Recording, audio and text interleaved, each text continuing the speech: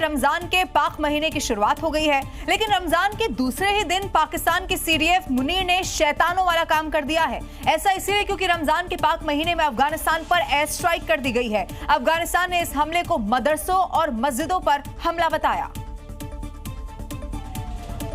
अफगानिस्तान में लोग जब सुबह की सेहरी के लिए उठे ही होंगे, उसी दौरान पाकिस्तानी जेट्स ने पख्तीता, बरमल और उर्गुन, खोग्यानी, बेहसूद, गनी, खेल, शिनवार जिलों में एयर स्ट्राइक की है, जिसके बाद हर तरफ तबाही का मंजर दिखाई दे रहा है। दावा है कि पख्तीता प्रांत के बरमल में पाकिस्तानी फोर्स ने मदरसे को निशाना बनाया। हमले के बाद देखिए मदरसा मलबे में तब्दील हो गया है। मजहबी किताबें तस्वीरों में दिखाई दे रही हैं। पाकिस्तान के हमले में एक बिल्डिंग पूरी तरह तबाह हो गई। दावा है कि बिल्डिंग में एक ही परिवार के 23 लोग दब गए। वहीं कई लोगों की मौत की भी खबर है।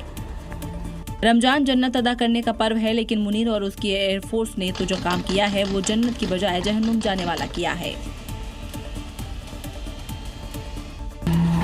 और अफगान रक्षा मंत्रालय की इस चेतावनी से मुनीर एंड आर्मी के लिए टेंशन बढ़ गई है, क्योंकि उसने वो हिमाकत कर दी है जिसे सुधारना नामुमकिन है।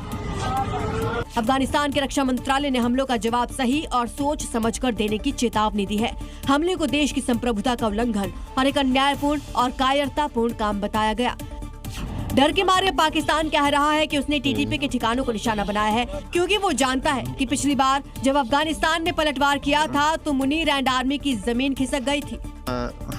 लेकिन इस हमले के बाद अब पाकिस्तान के पास अपने किए पर पछताने के अलावा कुछ नहीं है और जल्द ही पाक पर पलटवार की खबर आने वाली है।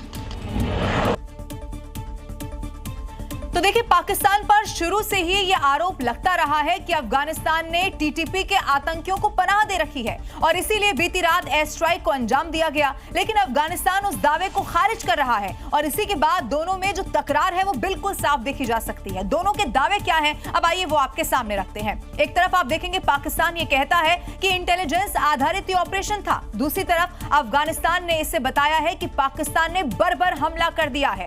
पाकिस्तान टीटीपी के ठिकानों पर एयर स्ट्राइक यहां पर कर रहा है तो अफगानिस्तान रिहायशी इलाकों को निशाना बनाया है, ये इसको लेकर कह रहा है। पाकिस्तान ये कहता है कि 7 ठिकानों पर एयर स्ट्राइक की। अफगानिस्तान ने दावा कर दिया कि मस्जिद, मदरसों पर हमला किया गया, वो भी रमजान के महीने में।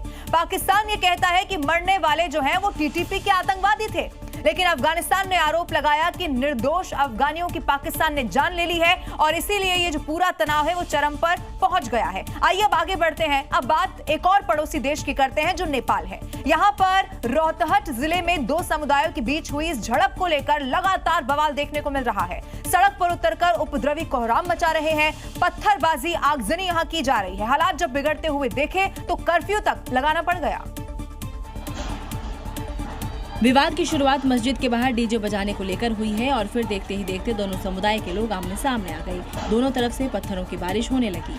कुछ लोग मस्जिद के पास वाले घरों से पत्थर बरसा रहे थे तो कुछ सड़कों से मस्जिद की तरफ पत्थर फेंक रहे थे। रोहतट में हुए सांप्रदायिक टकराव पर पुलिस ने मोर्चा संभाला और उस समय हालात पर काबू पा लिया था। हालांकि इस घटना को लेकर फिर से दोनों समुदाय के बीच हिंसा भड़क गई।